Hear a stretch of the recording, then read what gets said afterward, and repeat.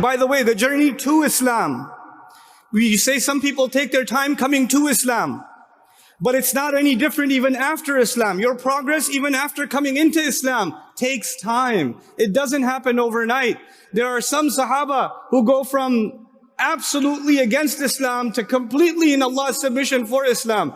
And then there are some other companions of the Prophet ﷺ who struggled. They struggled. It was hard. It wasn't easy for them. It wasn't not every Sahabi was Abu Bakr as-Siddiq radiyallahu ta'ala anhu. Not everyone was Umar bin al-Khattab radiyallahu ta'ala anhu. They weren't. People were at different levels. Why do you think the best generation, the best of all generations, when the ayat came about alcohol, they came one time or in stages? They came in stages. Can you imagine? These are the best people, the best believers of all the other generations that will ever come. And the best of all generations, Allah did not impose a drastic change on them collectively, immediately. He didn't expect that it would disappear all of a sudden, even though in the final revelation that has to do with khamr, that has to do with alcohol and wine consumption, Allah Azza wa Jal describes it as rijsum min amal shaitan, an abomination, an evil from the work of the devil. Now I want you to think about this. If alcohol has always been the work of the devil, even when Allah said, He didn't say it was haram yet, even then it was evil. Even then. Even when He said, at least don't be drunk when you what? When you pray. Even then it was still the work of who? The devil. But Allah didn't say it yet. It was too much to handle for some people.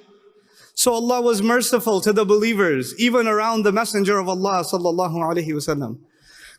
And He allowed them to develop, to mature, and eventually gave them the final verdict: this is evil. This is an abomination. You need to stop altogether. What I'm trying to tell you is, nowadays you give da'wah to someone and you expect them to turn around and turn into a sahabi, or if not sahabi, at least a tabi'i, within 24 hours. Bro, I told you it's haram yesterday. Why are you still doing it, bro? Astaghfirullah al-azim. These people don't even change, man. I already gave them da'wah. They didn't change. I already told them. I gave a whole 20-minute khutbah. And look, nothing changed. Man, can you go read something about Nuh alayhi salam or something, dude? He has a right to say people don't change. You don't have a right to say that. And by the way, it is not your words or my words that change people. It is not our words that change people. It is Allah that changes people.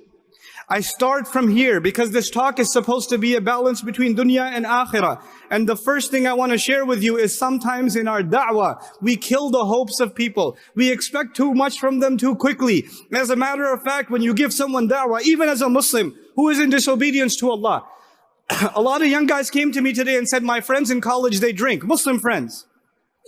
They drink, they do drugs, and they do worse. And I'm trying to give them advice. What do?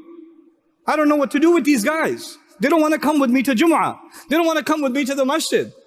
I try to make them watch a YouTube video. They don't want to hear it. I don't know what to do with them. And you know what I say? You just need to be patient with them and keep giving them a reminder. And don't give up on them, because you don't know which of your words are going to be planted inside their heart like a seed. And you don't know when that seed, Allah will grow it. You don't know. Maybe it'll happen a year from now that the words you said to them click. Maybe it'll happen 10 years from now. Maybe it'll happen overnight. That is not up to us. Which is why in the very same ayah, when Allah towards the end, in this ayah of da'wah, what does He tell us? He tells us, Inna rabbaka huwa a'lam. Allah knows better who's guided and who's misguided.